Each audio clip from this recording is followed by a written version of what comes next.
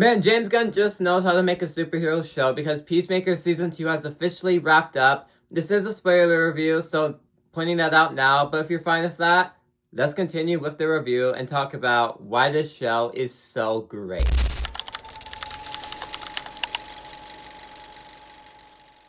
First off, James Gunn carried everything that was great about Season 1 and implemented it into Season 2. The show is still extremely funny and you care for every single one of these characters and invested in the plot.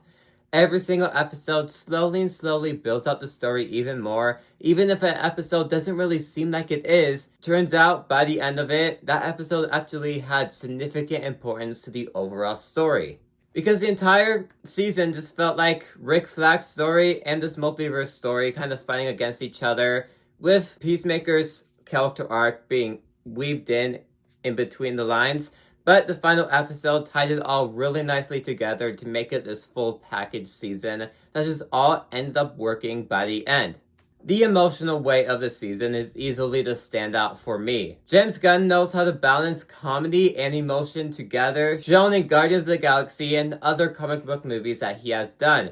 James Gunn just knows how to make a really funny movie and make it really sad and make you cry. And the season does that especially, where Chris feels like he is absolutely nothing anymore, and every time he comes across something, everything always goes bad. His brother dies, his dad dies, everyone dies around him, and he feels like he is nothing but a waste now.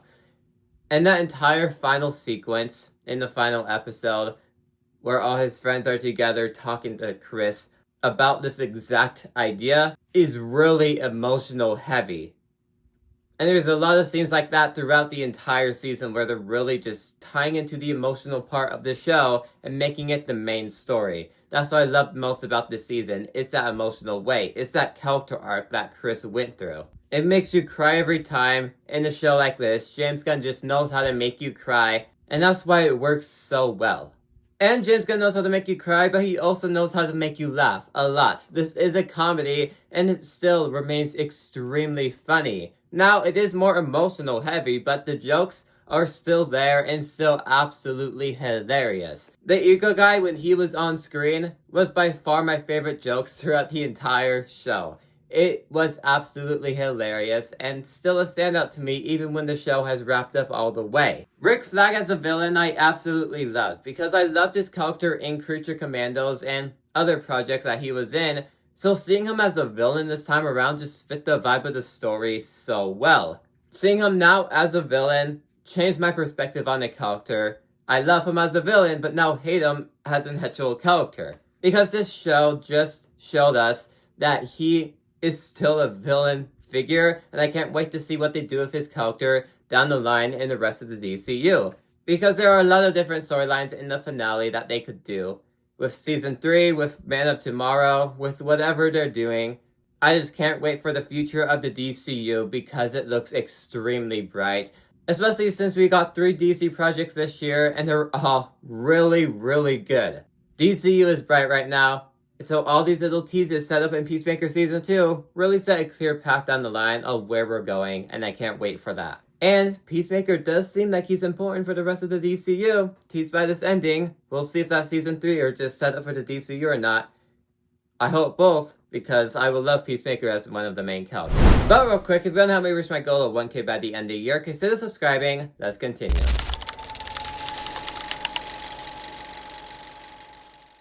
Now my main complaint about the season that I think a lot of other people do have as well is that the episodes are too short. Episodes like 5, 6, 7, they were all just a bit too short. Especially episode 7, which was 32 minutes. That's insanely short, especially since the cliffhanger episode 6 left off. When I first saw the runtime for episode 7, I was completely blown away with how short it was.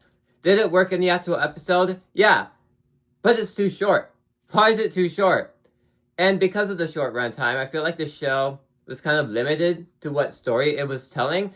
Because I feel like you could have done a lot more with like emotional value in some of the later episodes. Because a lot of it is halfway the start and the end. I feel like you could have set little more teases in between those bits. So you have a lot more of an emotional punch by the end. The emotional punch was already huge enough, but if it was stronger, it would have had more of an impact. It already had a big impact, but making these episodes longer, you can expand on more ideas, such as that. Especially episode 7, where we actually learn about this universe and why it's bad.